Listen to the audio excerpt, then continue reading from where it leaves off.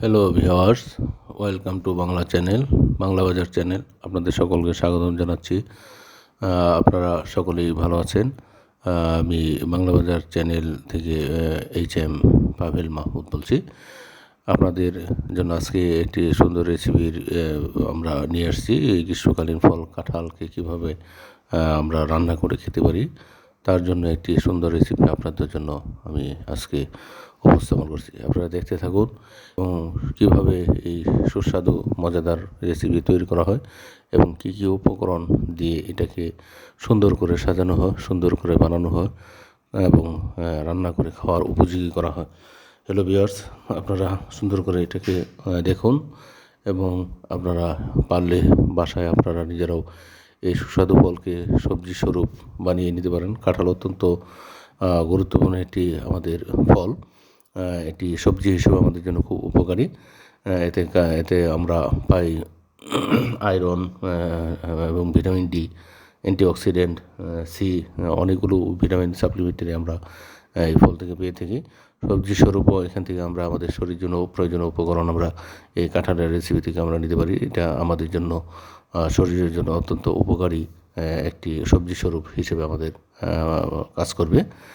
আপনারাও চাইলে এই সুন্দর রেসিপি সুন্দরভাবে আপনারা তৈরি করে নিতে পারেন।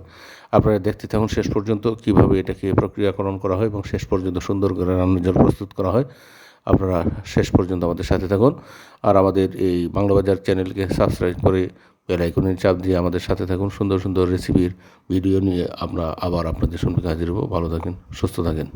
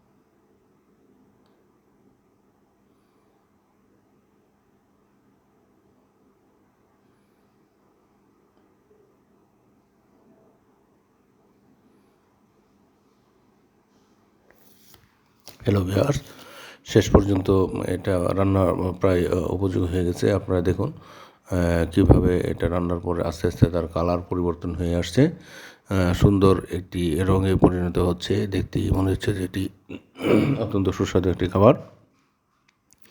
চাইলে আপনারাও বানিয়ে নিতে পারেন বাসায়। এই সুন্দর রেসিপি আপনারা বানিয়ে সবজির যে চাহিদা পূরণ সেটা আপনারা করতে পারবেন। সুন্দর করে আপনারা এটাকে ভালোভাবে কেটে ধুয়ে সুন্দর করে রান্না করে খাওয়ার উপযোগী করে দেবেন। এই যে দেখেন, এইমাত্র দেখেন যে এটা পরিপূর্ণ শেষ হয়ে আসছে আস্তে আস্তে, রান্না প্রায় শেষ পর্যায়ে। এখন এটাকে কড়াই থেকে নামিয়ে নিতে হবে। নামিয়ে নেওয়ার পর এটাকে ঠান্ডা করতে হবে। ঠান্ডা করার পর এটি বাটিতে রেখে দিতে হবে। বাটিতে রেখে দেওয়ার পর আস্তে আস্তে সেটা ঠান্ডা হয়ে যাবে। তারপর এটা খাবারের জন্য প্রস্তুত করা হবে, পরিবেশনের জন্য প্রস্তুত করা হবে। এখন দেখেন যে একেবারে শেষ পর্যায়ে এটা হয়ে গেছে। কিছুক্ষণের মধ্যে এটা পরিবেশন করার জন্য উপযোগী হয়ে গেছে।